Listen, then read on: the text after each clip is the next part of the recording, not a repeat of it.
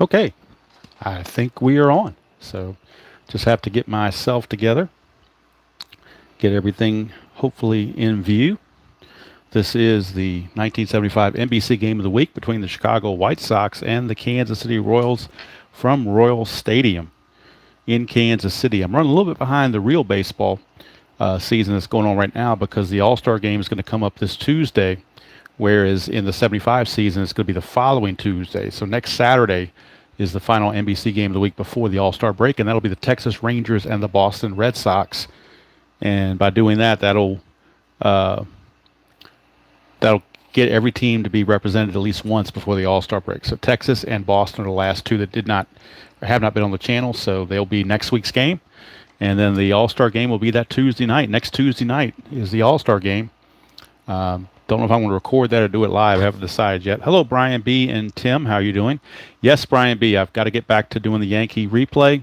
I'm trying to decide whether I want to do a video of the Toronto series or just play those offline and go straight to the White Sox series because I've already done Toronto a couple times.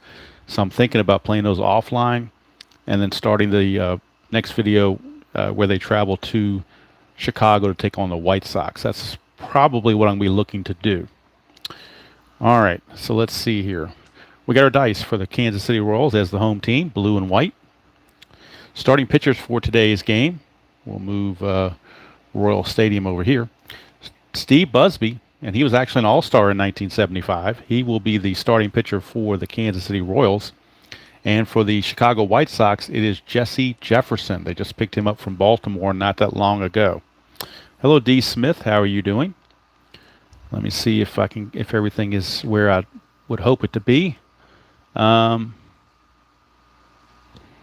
this is probably about as good as I'm going to be able to get it as far as trying to fit everything up here. So I think that's about as good as if I do anything else, any adjustments, I probably will mess something up. So I think we'll just let it go with that. Might be able to lower this or move this just a touch and see if that helps to get the dice tray in line. But then it does cut off some of the my little board here. So let's lower this just a touch. Let's see if we can't get this back to where we want it. So everything will fit, hopefully. I do have my score sheet over here, but I've got it off to the side, so it's not in the way. Got the base running cheat sheet here again. Those are always helpful to do ahead of time so that you don't have to try to do math in the middle of a game. Particularly when a ball is just hit, you want to be able to figure out what's going on and not have to do calculations. Hello, Kenyon. How are you doing? All right, so I wasn't sure because we had some things to do around the house. I wasn't sure if I originally planned on doing this at 2 o'clock. Normal time is 1 o'clock, but I did make a note in RGL's chat that it was going to be 2 o'clock today. But it got done a little bit quicker, so I said, why wait till 2? Why not go ahead and get it done at 1:30? Kind of split the difference, and that's where we are at. Okay, so I think we are ready to roll.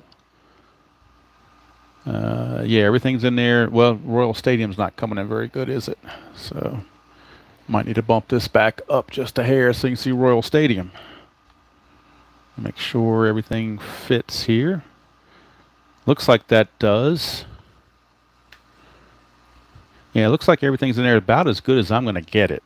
I think it's about as good as it's going to go right there. So if it's not good enough from there, we'll just have to live with it.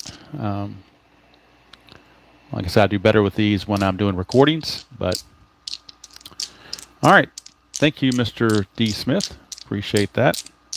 I'll have to keep an eye. If the dice roll back in this back corner, I'll pull them forward. But I'll try to make sure that they roll down here so you can see them.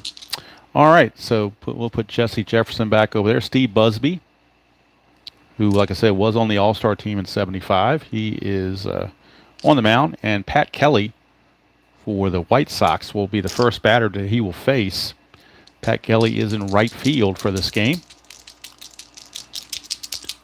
And we are ready to go from Royal Stadium. 1-1, and that is a strikeout chance on Busby. That's a 9. He does an 11, but the stadium takes away 3, drops him to an 8, so the stadium saves him from striking out. How about that? A -3 on the stadium. So he'll swing instead. But he grounds it to first, and that's going to be out number one, as the first baseman, Tony Salita, takes it to the bag himself. One away, and here comes somebody with a famous middle initial of F, but it's Bucky Dent. Bucky Dent stepping up against Busby. 2-6, and that's a possible error on a ground ball. And at the seventh inning stretch, I will show the standings that the PC replay game has been doing for this season, so you can see where all the teams are standing. Bucky Dent 2-4. That's a ground ball to short. There is a possible error. That's a 5, so it probably will be an error. The error rating on Patek is a 10, so Patek with his 10 error rating, and that's a 5, so it will be a boot.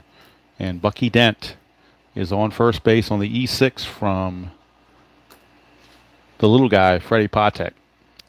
So error puts him on, and that will send up Carlos May. Strategy roll for Bucky Dent. Nothing happening. Infield's halfway for the double play. Busby, let's see, did that show up? It may not have showed up all the way, so let's see here. It did not. There's a 1 on the D20 that got pushed back there. Anyway, it's 6-1, which is a walk chance, and with a 1 being there, that's going to definitely be a walk. So Busby having a little bit of issues. First and second with 1 out for Darren Johnson, the designated hitter. We'll do Busby. Hello, James. How are you doing? Nothing on the strategy roll, so we go to Busby. 3-5, and that's a strikeout chance, 11. He strikes out at a 14. The stadium takes away 3, but it's still going to be an 11, so the strikeout will stand. Despite Royal Stadium, Darren Johnson does strike out, so Royal Stadium was not able to save Darren Johnson from a strikeout. 2 down, and now it's up to Ken Henderson to get it done. Strategy roll, 1. Nothing's going to happen there. Busby, 4-2. That's a strikeout chance. That's a 9. And he strikes out at a 10, but the stadium takes away 3. So again, stadium saves him from striking out. So he will get the swing. Get a 2-1. He's going to fly to left, though, and that's going to end the inning. So nothing doing there. No runs, no hits, 1 error, and 2 left.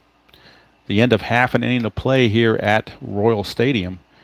It is the Whites, if I can get my marker to right now, it is the White Sox nothing and the Royals coming to bat. And Jesse Jefferson will get the starting nod for the White Sox. Now the problem with having guys on base, you got to get everybody back in their batting order. So I need to make sure I don't bat anybody out of turn. So we have Dent, we have May, we have Johnson and Henderson. Okay, now we're set. All right, Jim Wolford. He is in right field for this game. Nickname was Whirlpool. Okay, not sure why he got that nickname, but that's a pretty cool nickname anyway. All right, so Jim Wolford against Jesse Jefferson. 4-5, that's a walk chance, 12. He walks at a 15. Stadium takes away 2, but that's still a 13. 12 fits, so Jim Wolford will draw the leadoff walk. Not a good sign if you are Mr. Jefferson. Wolford's got an attempt of 5. That's 17. Nothing's happening. Jefferson now will be facing some guy named George Brett. 1-6 is a walk plus. He walks at a 7. The plus makes it a 17. Stadium takes away 2, makes it a 15. That's a 20, so no walk to George Brett. He'll have to earn it. 1-4. He grounds to short. Potential double play. He's a 2. They're halfway, makes it a 3. The pivot second baseman is Lee Richard, and his pivot rating is a 0. So we have a 1-3 in order to turn the double play. It's a 6. That means Wolford's going to advance. So it's only play for the shortstop Dent was to go to first. 6-3 for the putout.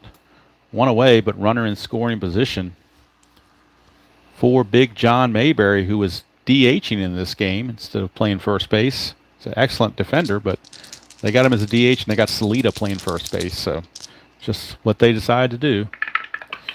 Strategy roll 3, nothing happening. 1-4, and that's a double question mark pitcher result against the lefty. 1-4 is an out, but that's 15, so it's a blank. Oh, injuries. Okay, gotcha. All right, here's Mayberry, 3-1. He's going to fly to left field. That is out number 2. And Wolford, let's see, in left field, the left fielder arm is Harrison, who's a +1. So that'd make Wolford a 5, but then tagging up, you lose 3. To go from second to third on a fly to left, you lose 3. It makes him a 2. So 1-2, he'll still make third base. He does not. He's got a hold. So 2 down, and now it's up to Hal McRae, the left fielder, if the Royals are to take the lead. There is Mr. RJL. Nothing on the strategy roll. You didn't miss anything so far, RJL. You're pretty much in time. Jefferson with the pitch, 6-5. Strikeout chance against a right-hander. That's a 2. He will strike him out. So Hal McRae out on strikes to end the inning. And nothing doing for the Royals. So after 1 inning to play, we got no score from Royal Stadium between the White Sox and the Royals. And once again, I got to make sure I get everybody back in their right positions. Don't want to have anybody bat out of turn. All right, top of the second, and Bill Melton, the third baseman, steps up. And we're going to have Busby pitching to Melton. 1-2, that's a blank. We go to Melton's card. 1-6 is a ground ball to third, and that's 1 away. George Brett takes care of him. 1 down. Brings up Jerry Hairston, the left fielder. Busby, 4-2, strikeout chance, and that's a 1. He's definitely going to get him with that. And there's 2 away. Second strikeout for Busby. 2 down for Lee Richard. Better at shortstop, but playing second base today where he's a 1E20 because Bucky Dent's at short. So Busby, 3-4. That is a straight-up home run chance right off the bat. But he's got 0, and that was a 1. Look at that. If he had any kind of power at all, that would have been a home run. But since he's got 0, nothing happening. So Richard will swing. 3-1. He's still going to get a single. That's the first hit of the game for either team. It's a 2-out single for Lee Richard. And that's going to send up the catcher, Brian Downing. Richard does have he can run. He's got an attempt of 8. And he cannot get the jump. So we hold fast. Busby, 6-4, and against a righty, that's a blank. So we move on to Brian Downing. 6-2, and that is a star 4. That's going to be a ground ball to first. Salita will take it to the bag himself to end the inning. So nothing happening for the White Sox here in the second. We go now to the bottom of the second. And it's still no score.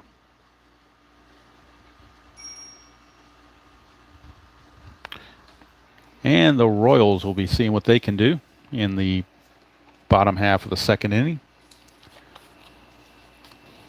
And they'll be sending up Tony Salita. For the longest time, I thought it was pronounced Salita, but then I found out it was in fact pronounced Salita. So that's what we'll go with.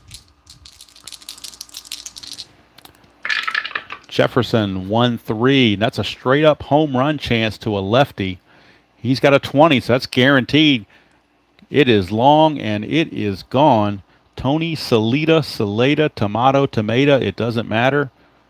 They'll work the whole thing out for a home run for Tony Salita as he hit the home run chance, and he's got 20s there. 16 home runs and 231 at bats, so that was pretty much a guarantee. Hello, Joel. How you doing? Hope you saw the home run there from Mr. Salita. Royals now lead at 1-0, and Fran Healy, the catcher, is due up. Jefferson trying to shake it off. 4-2 is a range play. Go to Healy. 5-4, that is a star. 5-4 is a pop up to second. Pop up to second. The range play, second baseman, is Richard, and unfortunately, he's only a 1. So this is very likely going to drop in for a base hit. And it does. Even though it's a 2 there, his range is only a 1. So that will drop in for a base hit. as Richard was not able to get it, and Jesse Jefferson not very happy about it, but that's just the way it is. All right, Al Collins in center field today. Amos Otis is not on the roster. I'm assuming he's injured, so they have Al Collins playing second base. Attempt for Healy is a 4. Nothing happening with a 6. We're not going to have Collins hit and run or anything. We're just going to swing away. Jefferson, 4-6 is a walk plus, and that will put 2 on, and Jefferson is in early trouble. That home run must have rattled him, because since then it's been a single and a walk. Home run, failed range play for a single, and now a walk. So Jefferson may be getting frustrated. And now Frank White, the batter. Jefferson, 3, nothing happening. Infield looking for 2. 3-2 is a walk chance, and he will walk him, and that's going to load the bases. So a home run, a failed range play single, and 2 walks have now loaded the bases. And it's about to get ugly here in KC. Freddie Patek is your batter. They're going to play the infield at double play depth. They need outs in the worst way. They could use a pickoff, but they didn't get one. So Jefferson to Patek, 2-4. That's a strikeout chance, but 18 is way too high for that, so Patek will swing. Patek, 3-2. It's a ground ball to third, possible double play around the horn. So let's see. I'm not sure if you do that with the bases loaded. I'm not sure if you do that thing about checking how the ball was hit. Let's see here.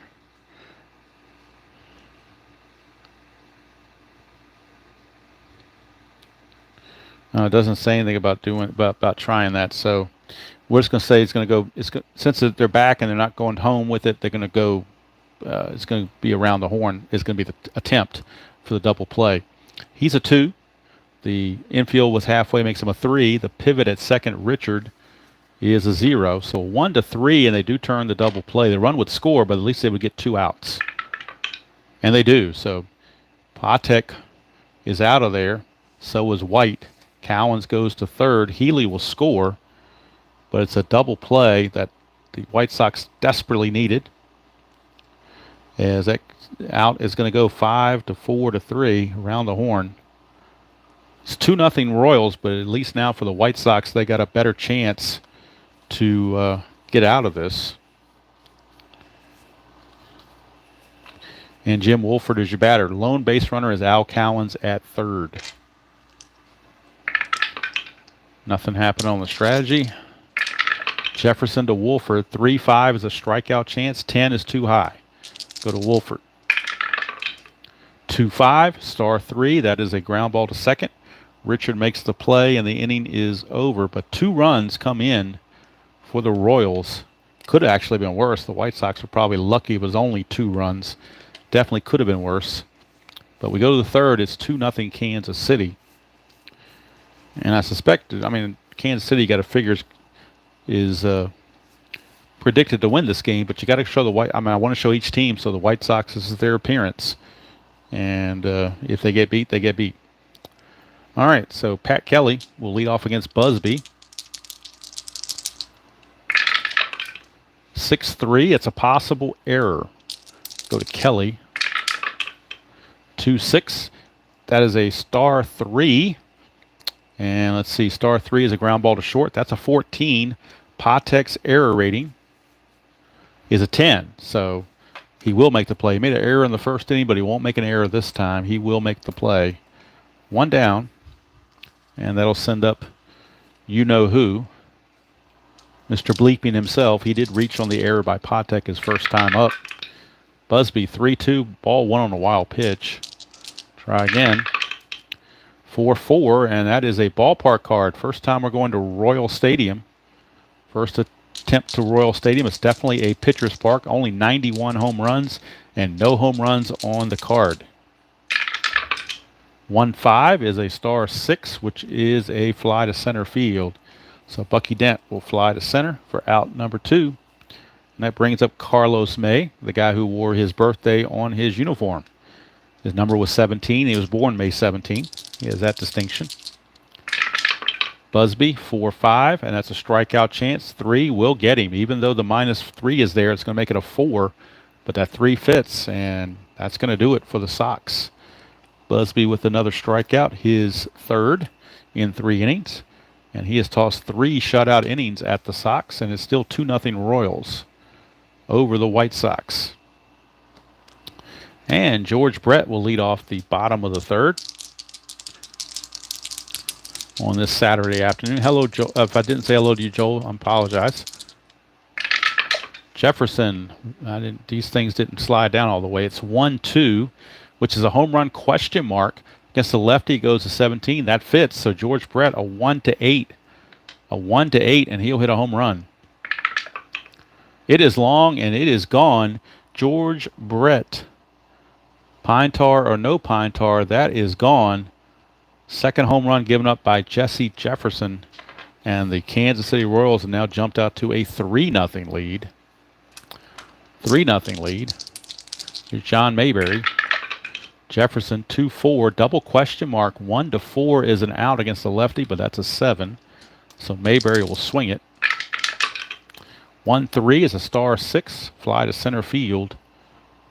Hauled in out there by the center fielder, Ken Henderson, and there's one away. Here's Hal McRae. Jefferson 1-2, another home run question mark. This is against a righty, 1-10. That passes also, but McRae needs a 3 or less to get the home run. He does not get it, so he will get to swing. Mr. McRae, 4-6. Split chance against a right-hander. It's a single past the pitcher, so Jesse Jefferson cannot get to that ball. It goes right between the legs, and it's a single for Hal McRae. His attempt is a 4. Nothing happening. Here's Tony Salita. He hit a big home run his first time up. Jefferson 2-5. He's not tired, so there's no single there. Salita 6-4. Fly ball to right field. That's out number 2. And that'll take it to Fran Healy.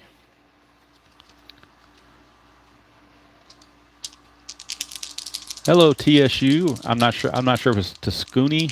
I think that's how they were pronouncing it. I'm not sure. Hello, Ron. How are you doing? Good to see you as well.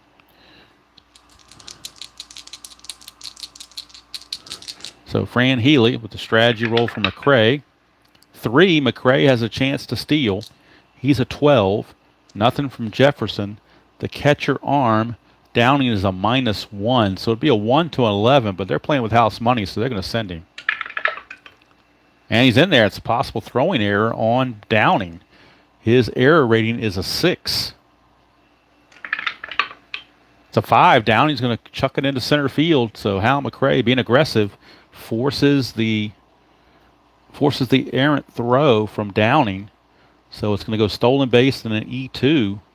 Second error of the game for the White Sox. I'm sorry. First error of the game for the White Sox. Royals have already had one as well. So Healy is up there now with a runner at third and 2 down.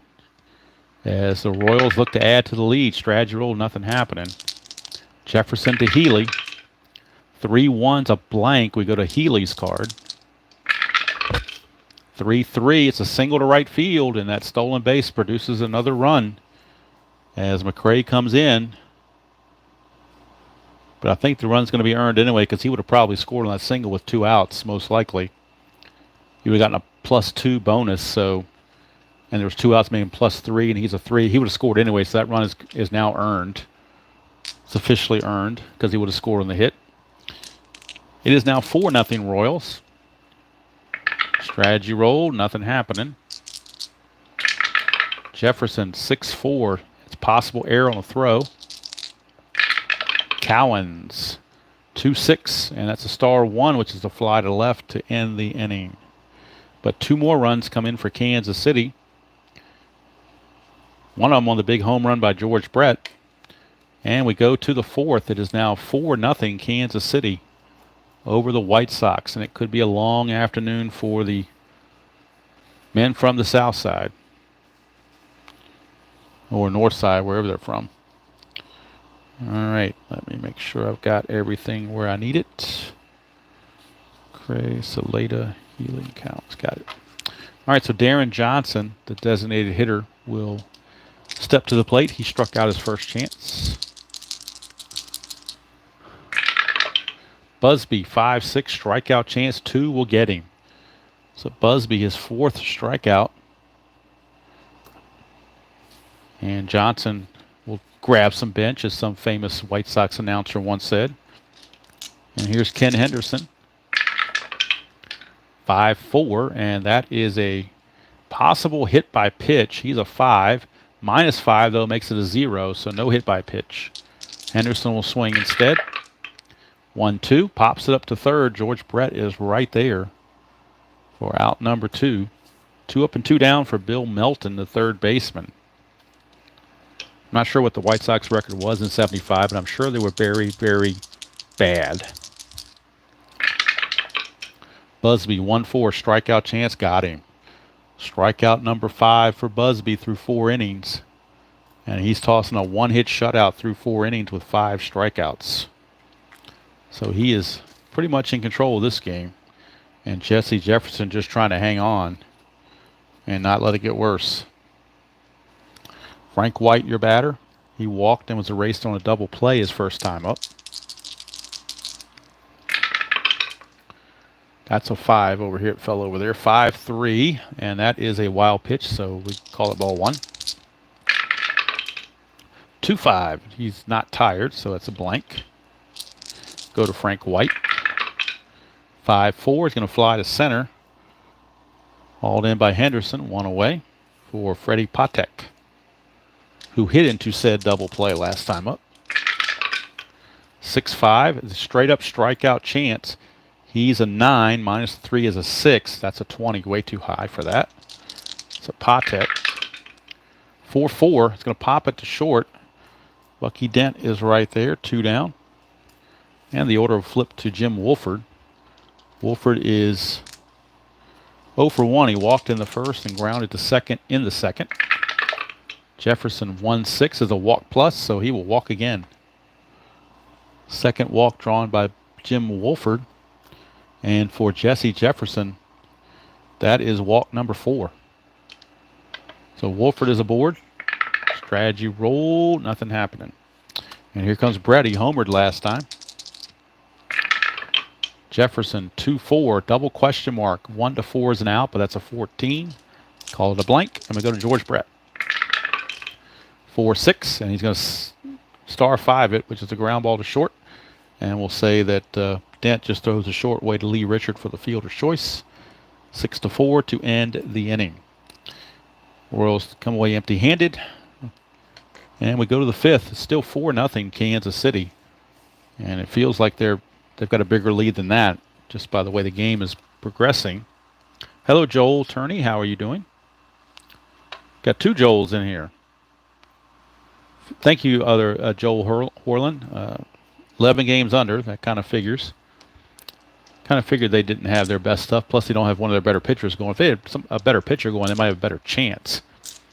They're probably riding on the crazy train because one of their relievers is, in fact, Ozzy Osbourne.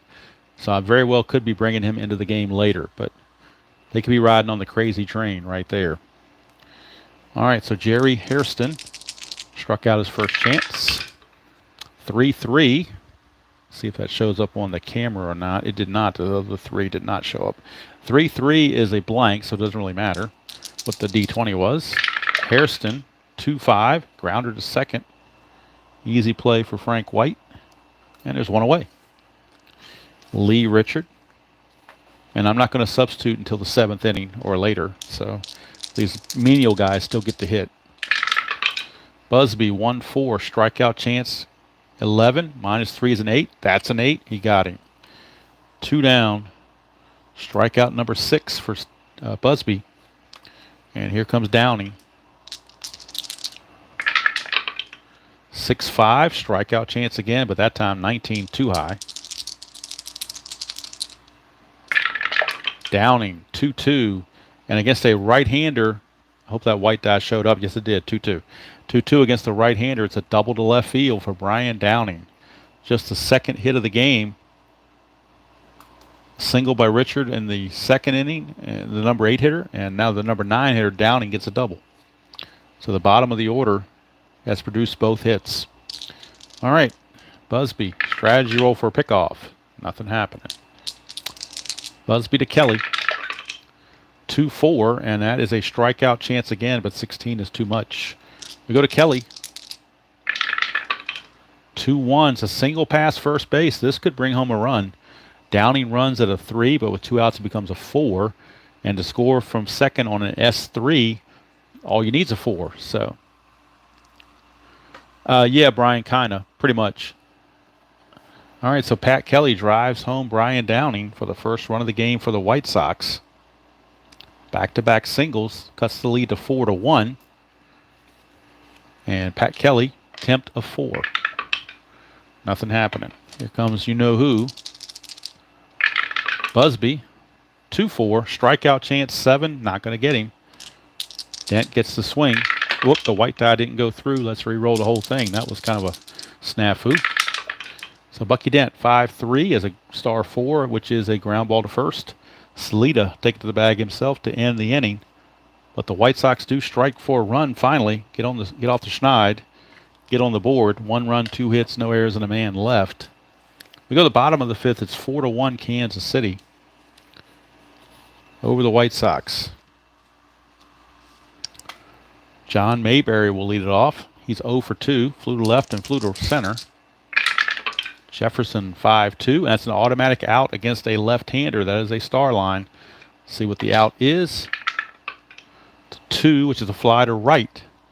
So now Mayberry's completed the circuit. He's flown out to all 3 outfield positions. 0 for 3 with flyouts to left, center, and right in that order. So 1 away for Hal McRae. 2-4. That's a strikeout chance, but 15 way too high. McRae 5-5. Liner to short, 2 down. As Mr. Dent makes the grab. And now here's Salita. Homered and fly to right. He's 1 for 2. Jefferson 1-2. Home run question mark against the left-handers. A 1-17. That passes, and you know he's going to pass it here. So, as in homage to RJL, kaboom! It's a solo shot for Tony Salita, his second of the game. And Jesse Jefferson hasn't figured out the mystery that is Tony Salita. So that is out of here. They get the run right back. It's 5-1. And just when the White Sox thought they were coming back. Now the bullpen is starting to stir around down there. In fact, Ozzy Osbourne is warming in the bullpen. 4-4 for Jefferson is a strikeout chance, but 20 is too high. So here's Healy. 5-6. It's a star 2, which is a fly to right field to end the inning. But the damage done on the home run, second one of the game by Tony Salita. And we go to the 6th inning. It's 5-1. That's going to be it for Jesse Jefferson. And Ozzy Osbourne will be coming on to pitch in the bottom of the 6th. Top of the 6th, though, it's Busby, and he's in control. He can face 31 batters. He's only faced 20.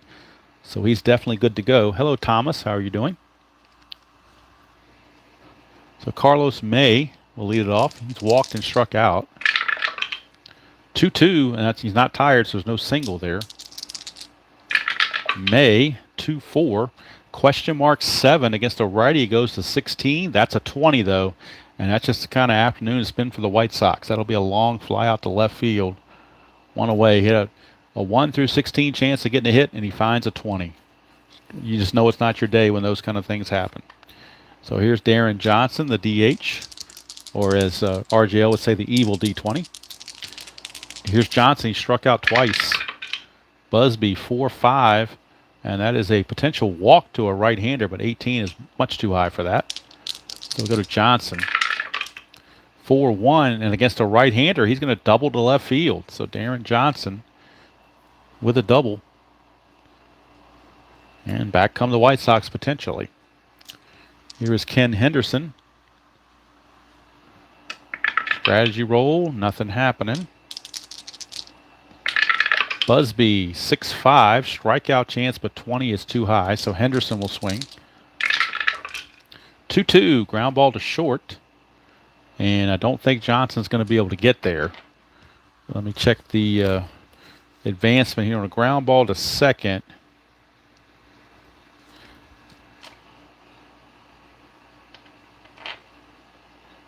holds if the D6 is higher than this. So a 1 or a 2, and Johnson will advance. 3 or higher, he stays. 3, he's got to stay. So he will hold for out number 2.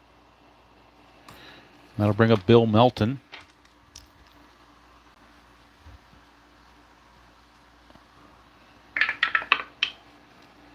Nothing on the strategy. Here's Busby to Melton. 2-3 is a walk plus to a lefty, but to a righty, it's a blank. So we go to Melton. 1-3, it's a single to left field. And let's see if that's going to score Johnson. He's a 2, but there's 2 outs, that makes him a 3. The single to left, though, is a -1 against the Royals. So that drops him to a 2. He needs a 1 or a 2 to score. And he cannot. He's got to hold at third base. So even with 2 outs, the slow-running Darren Johnson cannot score on the single by Melton. So runners are at the corners with 2 outs, and here comes Jerry Hairston. Strategy roll again. Nothing happening. Busby to Hairston. 3-1. It's a ballpark card. We're going back to Royal Stadium. 2-3, and that's a rare play. So we got a rare play from Royal Stadium on that blank result of a 2-3. All right, sounds good, Brian B. All right, so rare play with men on base. And we're going to roll the 2d6s. See what we get. We get a 46. So men on base and a 46. Right fielder dives after a sinking liner. Resolve as an S9 range play and check for injury. All right, so the right fielder in this case is Wolford. So we're checking his range. And the range of Jim Wolford in right field is a 3. So if this is a 1, 2, or 3, he makes the catch and the inning is over. 4, 5, or 6, it's going to get by him for a hit. It gets by him for a hit. So S9 range play, so it stays as an S9. So that will score Johnson from the plate. Melton, let's see if he can make it to third or not on an S9. You would think he would because the right fielder is injured. How could he get up and throw? But we'll check the runner anyway. He's a 3 with 2 outs. And for Kansas City to get from first to third is a +2. So that'd make him a 5, total of 5. So anything other in a 6, anything on the 6, he makes it to third, and he does. So Melton will make third. And now we got to check the injury for Jim Wolford. His injury rating is a 2. So we go to our chart for a 2. Under the injury tab for a 2. And the only way he stays in the game is to roll a 1. Anything other than a 1, he's got to come out. Anything other than a 1, he's got to come out. It's a 1. He's toughing it out. Slid on an AstroTurf, but he gutted it out, and he's going to stay in the game miraculously. Run does score on the single from Jerry Hairston. Melton does take third. Darren Johnson does score to cut the lead to 5-2. And now you got the lowly Lee Richard. Boy, I may have to eat my words on pinch hitting somebody before the 7th because this is a great spot to pinch hit. And they are going to do it. They're behind. They're going to have to. So since Lee Richard only had 45 at-bats all year, I'm pulling him in favor of George Orta. And Orta will stay in the game to play second base. So Orta will stay in the game to play second base. I just think the manager would do that in this situation. When you got 2 guys on, you got a chance to cut into that lead. You got to go to the best you have. Orta's also a much better defender as well. But he's in there for his bat right now to see what he can do. Strategy roll. Nothing happening. So Busby to Orta. 6-4, that's a walk plus, and that will be a walk. So had he left Richard in, there would have been a blank, and he might not have done anything, but now he walks George Orta to load the bases. So the bases are now loaded with 2 outs for Brian Downing. Downing is your batter. I don't know that they would pinch hit for Downing here in this situation. He doubled his last time up. So I think they're going to stick with Downing on this one. Busby, nothing happening. Busby to Downing, 3-5, and that is a blank. I'm sorry, that's a strikeout chance. Strikeout chance on a 3-5. He's an 11, minus 3 is an 8. That's an 11, so the stadium takes away the strikeout, and Downing will swing. 4-4, fly to center field, and the inning's finally over. But that could have been something. The White Sox get one, but they probably should have had more. Leaving the bases loaded probably comes back to bite them. And we go to the bottom of the sixth. It is 5-2, favor of the Royals. But like I said, it could have been much, much closer. So Orta will stay in the game to play second base for the nondescript version known as Lee Richard. And he's a much better second baseman.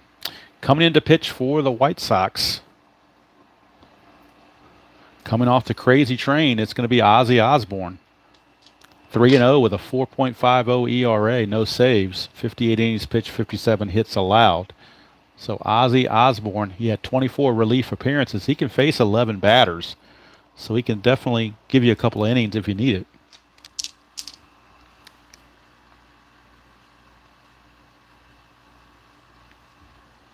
All right, so Ozzie Osbourne to Al Cowens. 1-5 is a range play. We go to Al Cowens. 3-1, that's a fly to center field. The range check is on Ken Henderson. Ken Henderson's range in center field, he is a 4. So he's very, very good as a 4. So he's got a good chance to make this play. 1-4 he does. And of course he doesn't. That's just the way it is gone for the White Sox in this game. What do you say? It's going to at least be held to a single. But you would think they'd be able to make the range play, but they could not. And Ozzie's not happy about it, I can tell you that. All right, strategy roll for Al Cowens. Nothing happening. Infield looking for 2. Osborne, 6-6 strikeout chance, but 19 is too much. We go to Frank White. 5-4 is a fly to center field, 1 down. This time Henderson does get to it, and there's 1 away.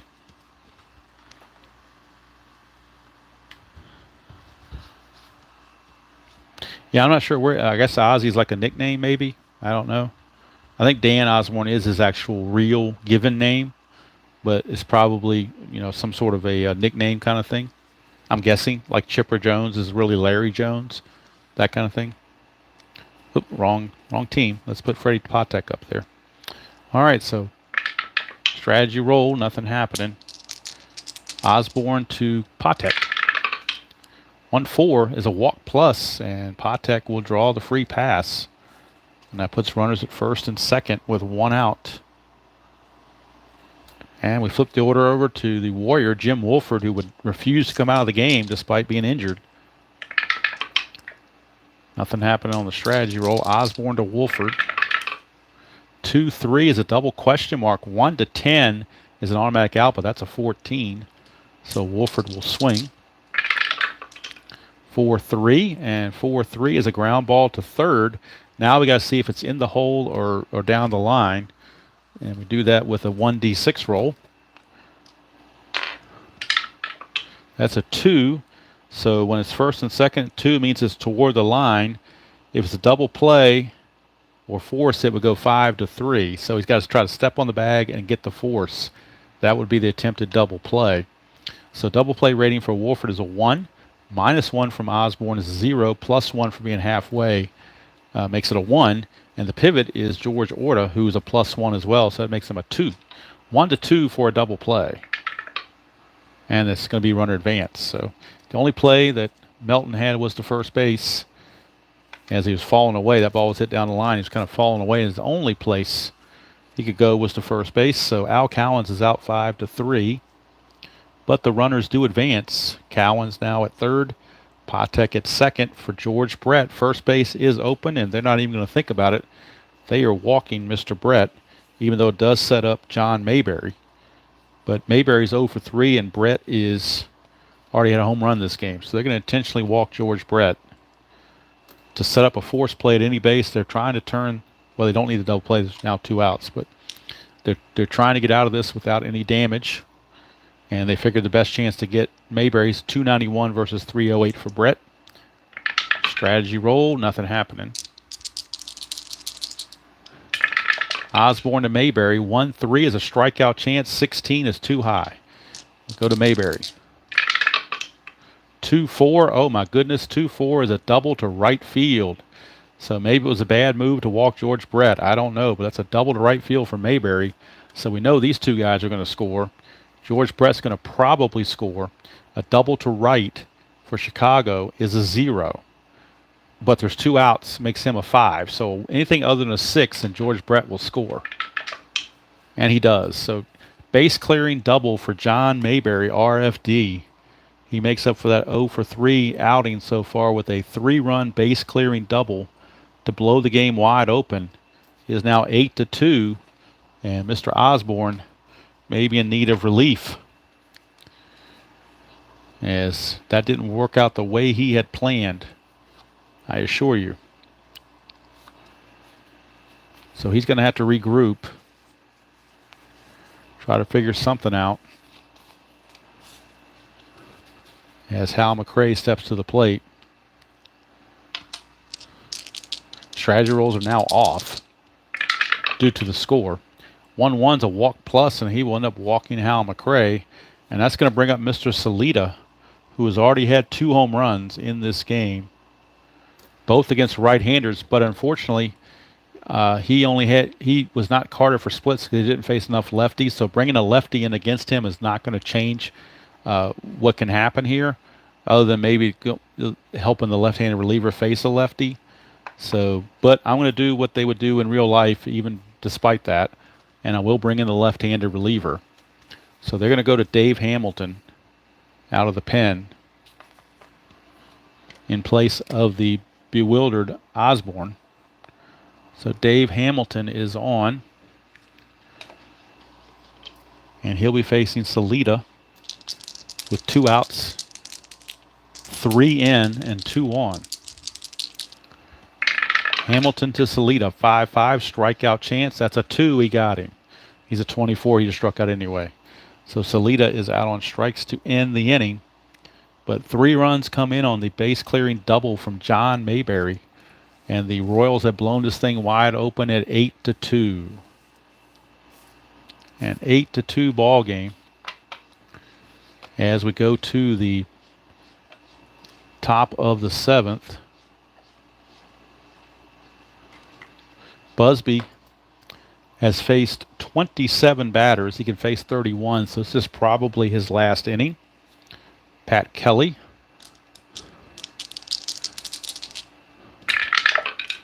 (5-3) is a possible error on a throw. Go to Kelly. 1-4, and that is a star 1, which is a ground ball to second. That's a 15. Frank White's error rating is only a 4, so there's going to be no error on the throw. And there'll be 1 away. Pat Kelly is retired to start the 7th. That'll send up Bucky, well, you know who, Bucky Dent. Busby, 1-3, range play. Go to Bucky with a range check. 1-4 is a star 1, ground ball to second again. Frank White checked his error rating. Now we're going to check his range. Frank White, the best you can have at second base with a 5. So the only way this gets through is if it's a 6. And it's not. Easy play for Frank White. And you just kind of knew the way it was going for the White Sox that there was no way in the world that ball was getting through. So here's Carlos May. Busby to May. 3-6. Strikeout chance 14 too high. I go to Carlos May. 2-6. It's a double to left field for Carlos May. That's actually the 3rd double by the White Sox in this game. And here comes Ken Henderson. And Henderson is batter number 31. So after Henderson, Busby will be tired. 4-1 is a home run question mark to a switch hitter batting left, which is a 1-2, but that fails. So we go to Henderson to finish the at-bat. 4-3 is a fly to center field, and that's going to end the inning. And I think that's going to do it for Busby. They're going to cap him at 7 innings and turn it over to the bullpen to mop up in this 8-2 ball game. 7th inning stretch time here at Royal Stadium. And no, I will not be making any unnecessary noises out of my mouth for a 7th inning stretch like I did the other day. Not going to scare people off. So I will keep the old trap shut and keep playing. All right. Bottom of the 7th. Hey, Chuck, how you doing? Sorry I didn't see you in there. Bottom of the 7th, here's Fran Healy. 5-3, and that's a blank to a righty. So we go to Healy. 3-4, and that is a pop to short. Mr. Dent right there makes the play. Oh, I almost forgot what I was going to do at 7th inning stretch that I promised I was going to do. Let me take a pause and do that. Here is this. These are the standings by the PC replay computer. I don't know how well they're showing up. Maybe I can put them up here a little higher. Maybe you can see them better. Potentially. I'll try. So there you go. There are the standings. I don't know if you want to pause the video or what, but if you choose to, you can analyze the standings and see where your team is. But that's from the PC replay game. PC replay is doing all these games. Now I'm going to manually input the game I play, but all the other games are PC replay games. So those were the standings. I promised I was going to show that. 7th inning stretch and almost forgot. Hello, Tex Aggs. How are you doing? Frank White now, the batter.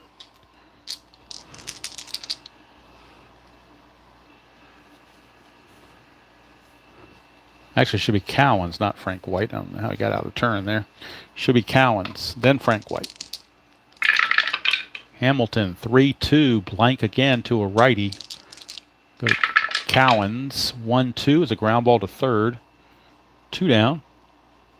And now we get Frank White.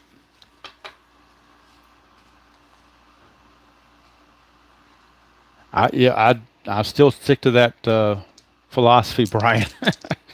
I would say if you're scoring home, you're dedicated. Maybe not. Maybe you don't need mental help, but you're definitely dedicated. All right, here is Frank White, 6-1 ballpark card going to Royal Stadium for the Frank White at bat, but it's a pitcher's park. So in theory, it should help Hamilton. 2-6 it does. It's a ground ball to second. And Mr. Orta will make the play to end the inning. And that's probably going to be it for Mr. Hamilton. They'll bring in somebody else to mop up in the 8th. Either Allen or the Goose, but I don't think you want to use the Goose. So probably it for Hamilton, although he can face 11 batters. Let's see how many he's faced. He's only faced 4 batters, so I think we'll let him finish it out now that I think about it. He's got plenty of fatigue left in the tank. All right, so coming in for the Royals, it'll be Lindy McDaniel. Don't know much about him. I think he used to pitch for the Yankees at some point. But I'm bringing in like their worst reliever when it's a 8-2 game.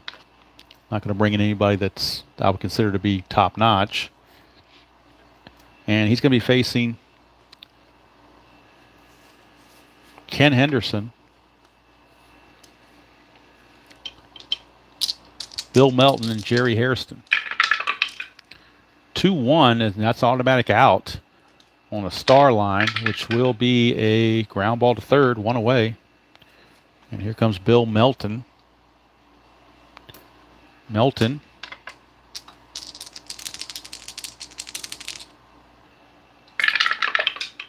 3-5, and that's a walk plus, so he will walk him.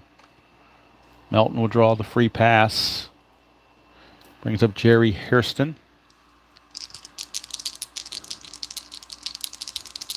Yeah, I agree. If I'm in the game in real life, now on TV I won't, but if I'm in there in person, I'm definitely scoring the game. 4-5 is a ballpark card going back to Royal Stadium. Oops. Going back to Royal, although I have been known to score games off the TV too. So, oh, the blue die didn't go through. So let's try it again for Royal Stadium. 4-5 is that's going to be a single plus to left field, so we know Melton's going to get there. Hairston has to try for second. Don't really care for this rule when you're down 8-2. I think that rule should be eliminated. I probably should make that a homebrew, but I didn't declare that ahead of time, so we're just going to let it go. So a single to left field. Left fielder arm for the Royals is McCray, who's a +1. So a 1 to 3, he'll make it. 4 or 5, he holds. 6, he's out. 3, he will make it. Do the +1 arm from Mr. McCray. So it's actually going to be a double. It's going to score it as a double. Melton will go to third. 1 out for George Orta. And he ought to do something. Infield's back, of course. Well, there's 2 outs anyways. No, there's only 1 out. My bad. I don't know why I had 2 outs there. There's only 1 out. 2-1, and against a, well, now there's 2 outs because that's an automatic out against a lefty. Infield is back, though, so on a ground ball, runner's going to probably score. 5 is going to be a ground ball to short. So, yep, he will score. They will go the freeway or the easy way to the plate. They will let Melton, to first. They will let Melton score. Hairston, his run rating is a 2. So he will definitely have to hold at second base. So the RBI ground out from George Orta. Now there's 2 away for Brian Downing. Cuts the lead to 8 to 3, but that's almost academic. McDaniel 4-3, and that's a base hit against a right-hander. S1 means Harrison's going to score. Cuts the lead to 8 to 4. So now maybe the Royals might wake up and take notice since their lead has been cut to 4 runs. But I think, let's see, do they want to stick with McDaniel? He's given up 2 runs already. How do they want to handle this? Let's see. It's 8 to 4. They might want to nip it in the bud right now, and I think they will. They're going to bring in Steve Mangori, the left-hander, to try to nip this stuff in the bud right now. It's 8 to 4, but they don't want the White Sox having any ideas of a comeback. Hello, Dwayne. How are you doing? All right, so Steve Mangori is your new pitcher. Pat Kelly is your scheduled hitter. Do we stick with Pat Kelly? He hits pretty well against lefties, actually. His numbers up here are actually better against lefties. Now, he does have a couple splits here where righties get the advantage on 2 of these, but he's got an advantage here for a lefty, so it kind of evens out. The only question is, does Mangori, is he really tough on lefties or not? And according to the card, it's a little bit better against lefties, but not tremendously. And for what they have on the bench, I don't know if they have anybody better on the bench that can hit. Stein, Varney, and Niles Nyman. None of those are household names, so they're going to let Kelly swing away, see what he can do against Mangori. 6-1, automatic out, didn't matter who was batting. It's a star line to get the out, and it's a ground ball to first. Easy play for Salita to end the inning. But 2 runs come in for the Sox, and they cut the lead to 8 to 4 as we go to the bottom of the 8th, and Dave Hamilton will continue to pitch for the Sox. Freddie Patek will lead it off here in the bottom of the 8th. 8 to 4, Royals. Hamilton 5-1's a blank. We go to Patek. 1-1, ground ball to short. Easy play for Mr. Dent. There's 1 away. For Jim Wolford.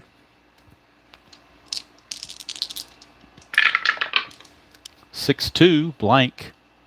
Go to Wolford. 2-5, that's a star of 3, which is a ground ball to second. Orta is there. And he does what he ought to do and throw the runner out at first. 2 down for George Brett. 5-4, that's a range play. We're going to Brett's card for a range check. 6-3 is a liner to second base. Checking the range of the second baseman, George Orta. And his range is only a 1. So very well going to be sneaking past him on this line drive. Failed range play most likely will be occurring. But let's see. He might get it with a 1. We'll see. He does not. So Brett sneaks it past him for a base hit. And for George Brett, his second hit of the game. That'll bring up Mr. Mayberry. RFD.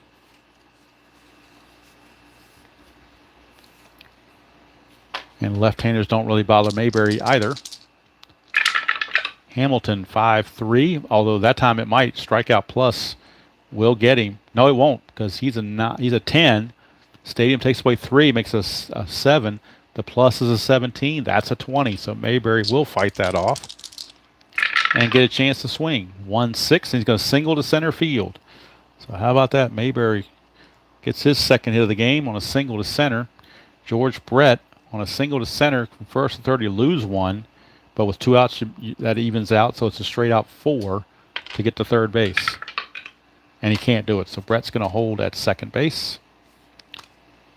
So runners at first and second for Hal McRae. And now what do you do with Hamilton? He has faced, let's see, 5. He's faced 8 batters. He can face 11. I mean, Gossage is awesome, but would you really bring him in when you're down 8-4? I don't think you would. They got some other guy that had to print PDF named Allen. So he's a possibility as well, Lloyd Allen, but he's got an 11.81 ERA, so not using him, that's for sure. So we're going to let Hamilton go ahead and pitch. 6-5, strikeout chance, but 20 is too high. Go to McRae. 6-3, it's a star 1, fly to left field. It's going to end the inning, and it does keep the Royals off the base paths. So we go to the 9th inning. Score 8-4 in favor of Kansas City. Question is, do the Royals, or do the White Sox rather, have any 9th inning magic inside of them? We shall see. Leadoff hitter is you-know-who, Bucky Dent, followed by May and Johnson. Royals have no bullpen action as of yet. They're going to go ahead and leave it in the hands of Mangori. 5-4 is a blank. We go to Bucky Dent. 4-6, and that is a question mark 8 against the lefty. Goes to 12. That's an 11. That's a triple for Bucky Bleepin' Dent. He gets a leadoff triple to start the top of the 9th. His first hit of the game, and it's a leadoff triple off the left-hander. How about that? So here's Carlos May. Again, pretty decent against lefties, so we're not going to panic and take him out. Infield is back. Mangori, 1-2 with a strikeout chance, and he got him. So struck out Carlos May, out number 1. And that's going to bring up Darren Johnson.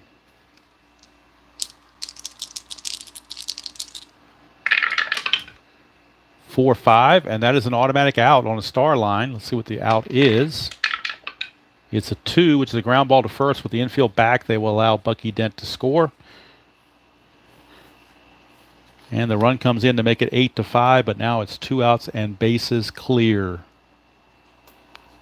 And now it appears that this could be pretty much the end for the Sox. They're down 8-5. 2 outs, bases empty for Ken Henderson, who is 0 for 4 in the game. Let's see. They want to bring in a righty maybe that's better. They're going to bring in Bill Stein to pinch hit for Henderson. So why not? Bill Stein will pinch hit the right-hander.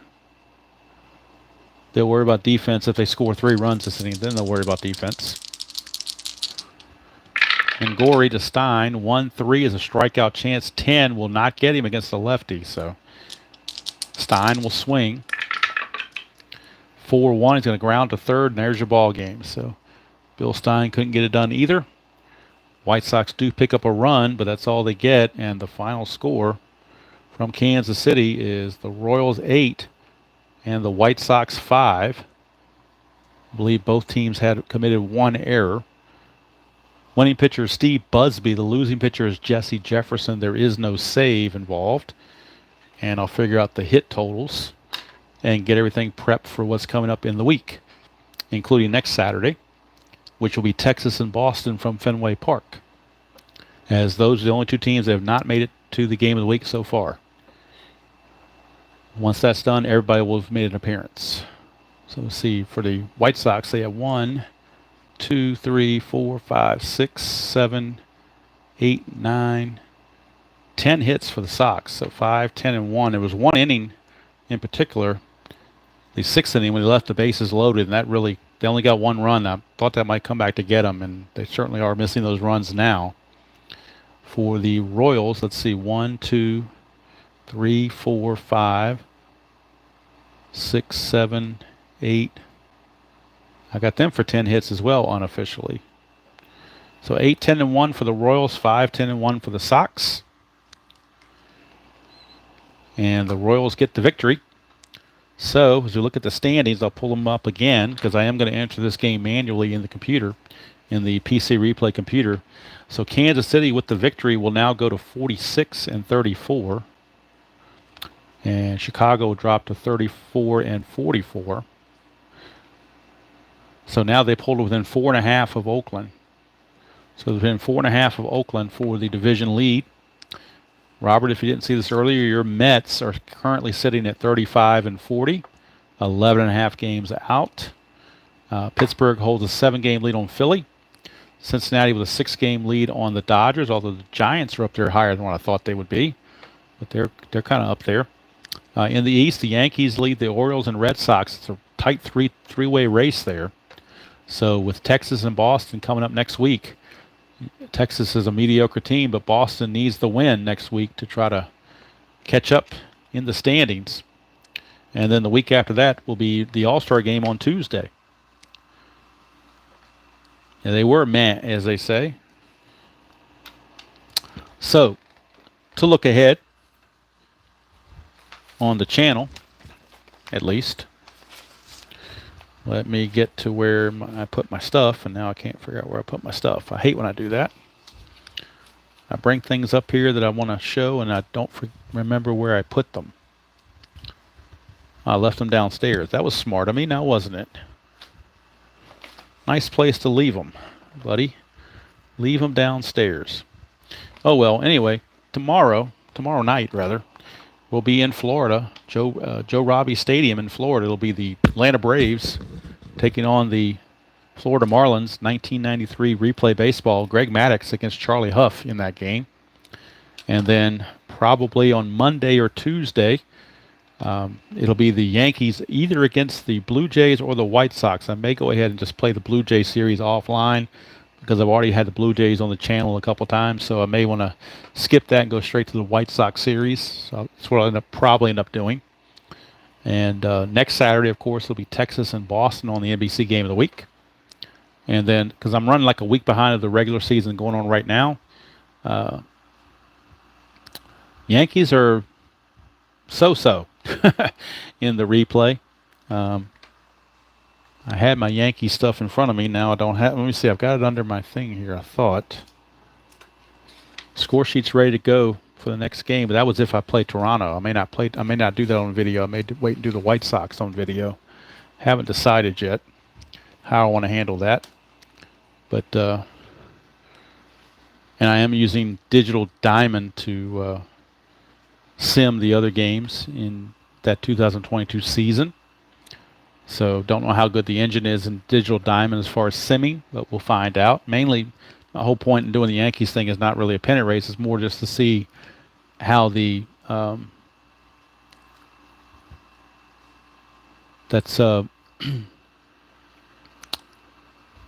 lost my train of thought now.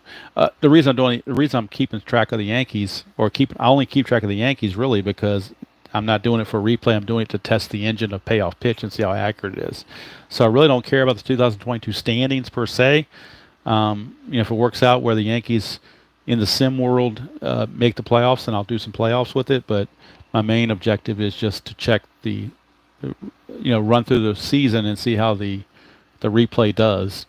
I really would like to do some more History Maker baseball, but I've got so much stuff on my plate. I did that one game for the Padres, so I was thinking about doing a Padres replay from 21, last season of the National League pitchers hitting. Yes, Brian, I will do every game of the postseason 75, just like I've done with all the other NBC game of the weeks.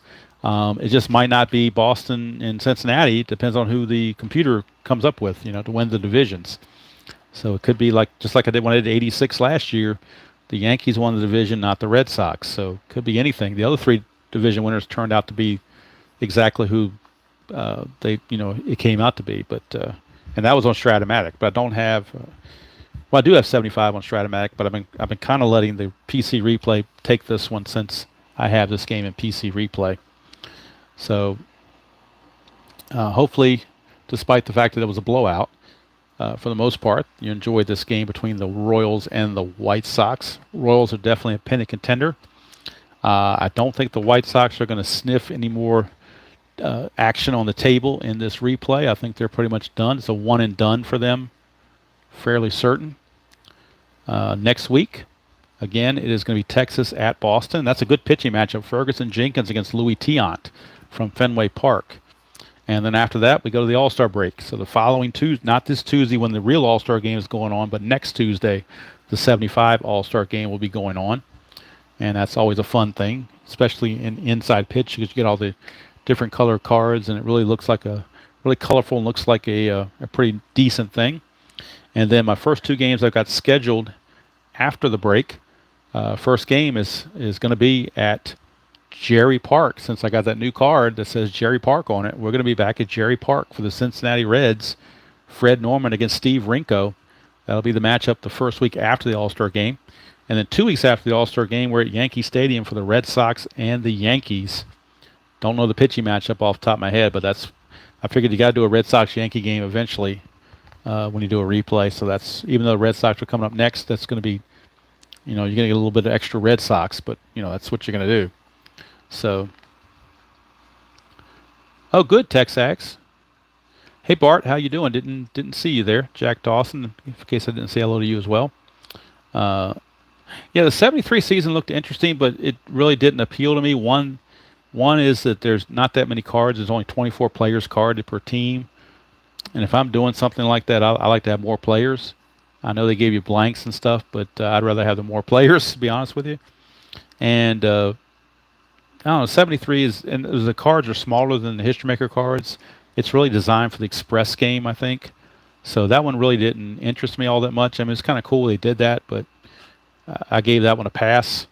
Like I said, if I do anything with History Maker Baseball, this could be one or two things. Either I'm going to revive the Buffalo Bees and keep up their, go back to their, where I left off in their replay, or do something with the 2021 San Diego Padres season. It's going to be one or the other if I do anything with History Maker. Unless I do a one-off, but if I do any kind of a replay with that, it's going to be one of those two teams. I would like to eventually get back to Strat as well, because Strat's kind of taking the back seat to everything. So not sure what I'm going to do on that yet. It depends on how much time I have and what I feel like doing. Right now, my plate's pretty full with this NBC Game of the Week, the Sunday Night Baseball on Replay Baseball, the Yankees payoff pitch. So, it wouldn't be bad to add a little something on the side, like a History Maker, to kind of give me 4 different games that are going on, 4 different game engines that are going on at the same time. But we'll see. I don't want to commit to anything, that's for sure. I am committed to this. I am committed to the Sunday Night Game of the Week, and I am committed to the Yankees replay on payoff pitch. So those are 3 things I'm definitely committed on. I do need to pick up the pace on the Yankees because I'm starting to fall behind a little bit. I want to get that finished before the end of the year. And if I want to do that, at times, daylight's burning, as they say. So I may be doing some of those, a lot more of those offline, because I can play those pretty quick. I have the Digital Diamond computer up, and I have the payoff pitch stuff in front of me, and I use the dice roller on the computer to roll the dice, and all I need is a couple of charts, and I'm good to go. And I can get those games, and I can type them into the Digital Diamond as I'm playing it, and those come out pretty fast. So I can usually do those ones offline pretty quickly. It's the videos and stuff that take the longest time because I got to set everything up and get all my accoutrements straight and all that good stuff. So anyway, so from here it's the Royals 8, the White Sox 5. Next week, like I said, it's Texas at Boston. Ferguson Jenkins against Louis Tiant, and then after that game, we'll be into the All-Star break. And the 1975 All-Star game was from Milwaukee, so we're going to Milwaukee next Tuesday. I just haven't decided if it's going to be live or pre-recorded. I may record it on Sunday night or Monday night, or whatever, and do a premiere on it. I'm kind of leaning toward that because I really want to get that 1080p and make it look good. So I probably will do it that way. I haven't decided yet. I haven't totally ruled out a live version of that, but I'm leaning more towards the pre-recorded because I get the better video quality. And on the All-Star game, I like to get the better video quality. So I do appreciate all you guys that tuned in and spent part of your Saturday with me. I don't know how the temperature is in your neck of the woods, but it's definitely hot and humid here. And I guess I need to go run to the Waste Landfill and throw our trash away before the storm hits. So I'm sure the missus has a couple honeydews for me to take care of before I stand up here and do too many things. So I'll come back up here tonight and record the Atlanta, Florida game to show tomorrow night. And that will be shown roughly about 15 to 20 minutes after RJL's game is done. So whenever his game is done, I'll wait about 15 minutes, and then I'll show that. So we're probably looking closer to 9 o'clock. Roughly 9 o'clock tomorrow night would be the Atlanta, Florida game. Replay Baseball 1993, Greg Maddux against the knuckleballer Charlie Huff. So let's go do it from here. Hope you all have a great weekend. Hope you're doing well. And don't forget to tune in to RJL tonight. Roughly 7:30, I think, is about the average time for that. And I believe if I scroll back here, let me check it out here. Check something here. Go back a little bit further. Yes, it is the Nationals against the Marlins. Tanner Roark against Jose Fernandez. 2016 inside pitch season, just in its infant stages. So RJL is a long way to go. And, of course, the world-famous 10-minute ticker will follow that. So until next time, enjoy playing whatever game you choose to play, however you choose to play it, and I will see you all down the road.